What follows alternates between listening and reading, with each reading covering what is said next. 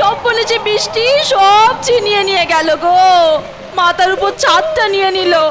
এখন এই ছেলে নিয়ে কোথায় যায়? ভগবান, বৃষ্টিটা থামাও, রেহাই দাও। সব পাপের ফল, পাপের ফল। ওই রাজা পাপী, পাপী রাজা। তাই ভগবানের রোষে পড়েছি, বুঝলে গিন্নি? তাই ভগবানের রোষে পড়েছি।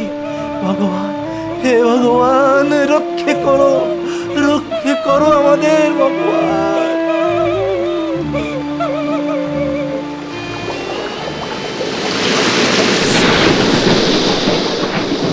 পালাও গো, নদীর পাড় ভেঙেছে। পালাও, পালাও ভাইরা, ওগো পালাও, পালাও সব, পাড় ভেঙে গেছে গো। ওগো পালাও।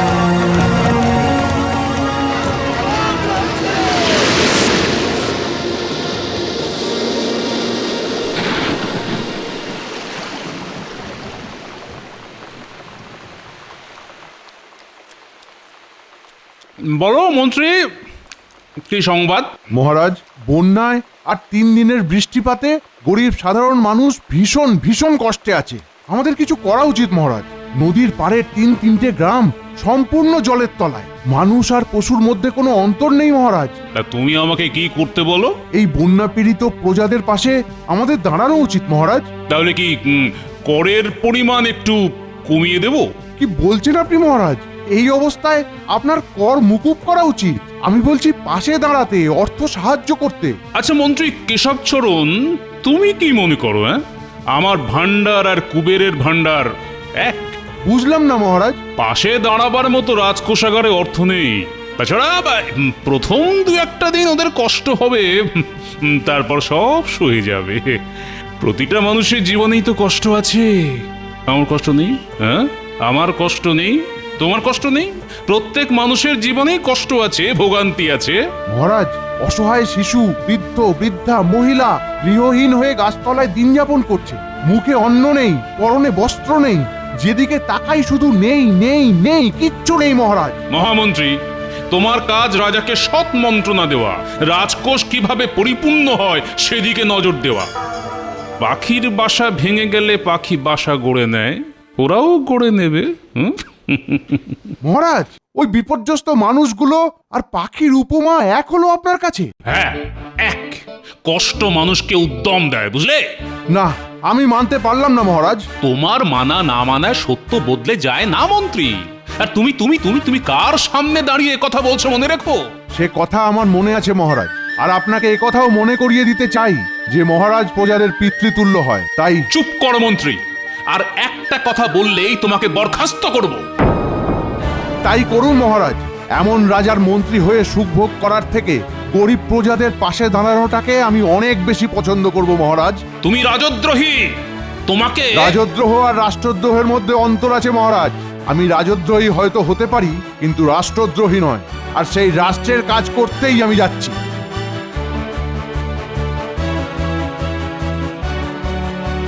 মহামন্ত্রী, আপনার সাথে কিছু কথা আছে। বলুন মহারানী, আপনার কি সেবায় আমি লাগতে পারি?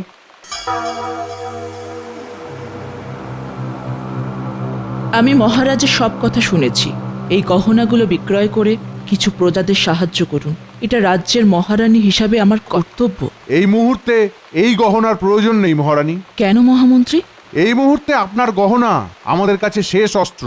আগে আমরা নিজেরা চেষ্টা করে দেখি, যদি অসমর্থ হই তখন আপনার গহনা আমাদের লাগবে। আমি কেশবচরণ বলছি।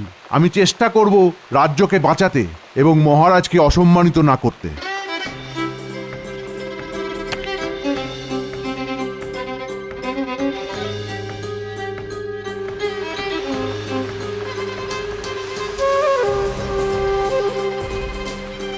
কিছু উপায় হলো মন্ত্রীমশাই? রাজামশাই সাহায্য করবেন? না শ্রীনাথ, মহারাজ সাহায্য করবেন না। আমি আর তোমাদের মন্ত্রী নেই শ্রীনাথ, আমি একজন সাধারণ প্রজা মাত্র। তাহলে তাহলে উপায় কি মন্ত্রীমশাই? আমরা এইরকম ভাবে না খেয়ে মরবো। আমরা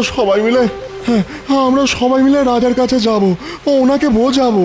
তুমি নতুন করে আর কি বোঝাবে কাকা? মন্ত্রীমশাই কি বোঝাননি বলতে চাও?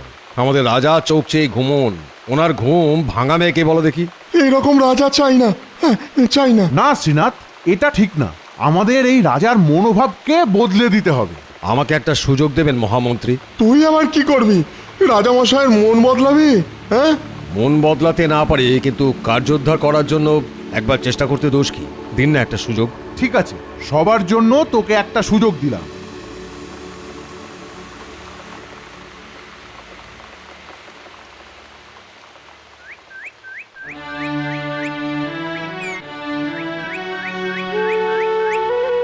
রাজামশাই, রাজামশাই কিছু একটা করুন, না হলে আমরা যে মারা পড়বো, আমাদের পাশে কেউ নেই।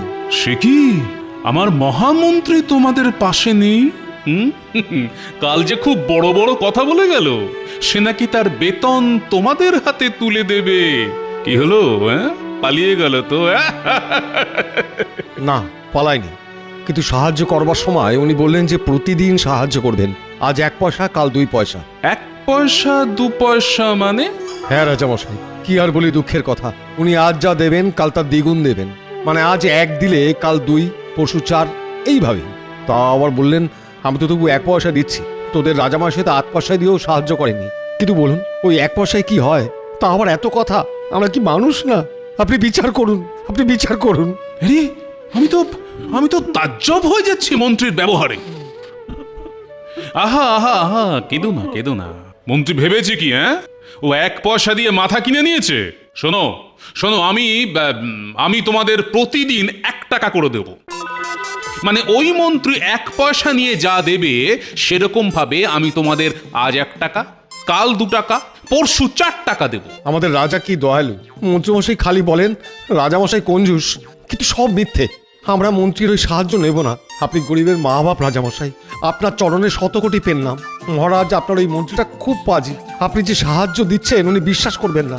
একটা দানপত্র করে দিন, যাতে করে মন্ত্রীকে দেখাবো যে আপনি সাহায্য করেছেন আমাদের। এ আর এমন কি কথা? খাজাঞ্চি, এই চাষি যেরকম চাইছে সেরকম করে একটা দানপত্র করে দাও, যাতে ওই বজ্জাত মন্ত্রীটার থোঁতা মুখ ভোঁতা হয়। আমি কঞ্জুস? হ্যাঁ, দেখাচ্ছি মজা। জয় জয় মহারাজের জয়। এই দানপত্র সবাইকে দেখাবো, দেখিয়ে বলবো আমাদের রাজা দয়ালু। মহারাজ আদিত্য বর্মার জয়, জয় মহারাজ আদিত্য বর্মার জয়।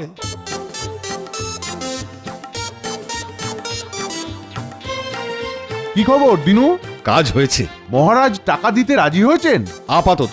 এরপরই তো আসল মজা।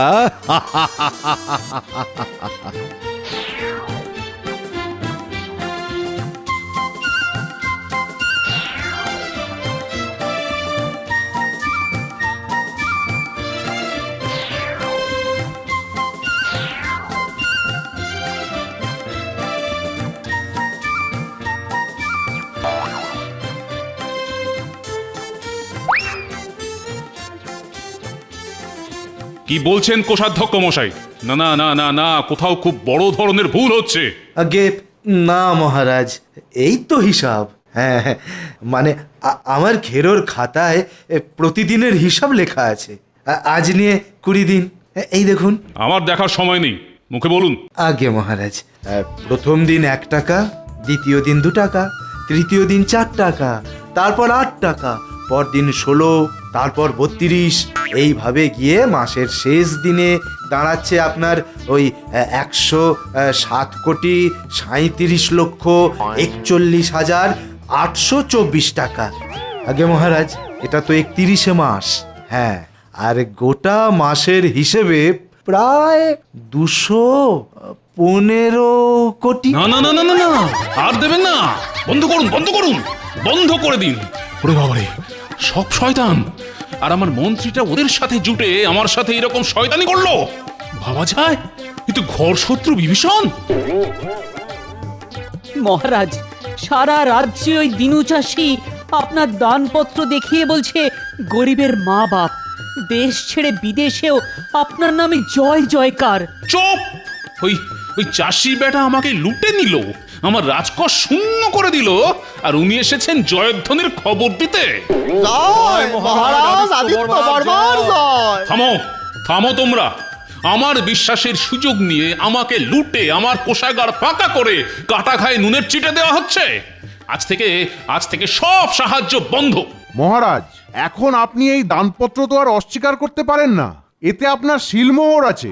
যদি এই দানপত্রে যা উল্লেখ আছে তা না মানেন, তাহলে সমস্ত রাজ্যবাসীর কাছে আপনি উপহাসের পাত্র হয়ে যাবেন মহারাজ। আজ্ঞে মহারাজ, কেশবচরণ তো ঠিকই বলেছেন। শুধু নিজের দেশই না মহারাজ, আপনি বাইরের দেশের কাছেও অনেক ছোট হয়ে যাবেন। তার চেয়ে যেমন চলছে তেমন চলুক, কি বলেন মহারাজ? আর তো মাত্র 6টা দিন। প্রজারা আপনাকে মাথায় তুলে রাখবে মহারাজ। আর এই টাকা তো রাজ্যের কাজেই যাচ্ছে।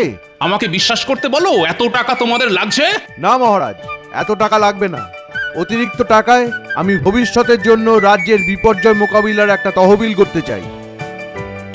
তবে তাই হোক। মন্ত্রীমশাই, আপনাদের সন্দেহ ছিল আমার বুদ্ধির ওপর। দেখলেন তো চাষারে বুদ্ধি কাকে বলে। সে তো আমি হাড়ে হাড়ে বুঝলুম। জয় মহারাজ আদিত্য বর্মার জয়। জয় মহারাজ আদিত্য বর্মার জয়। জয় মহারাজ আদিত্য বর্মার জয়।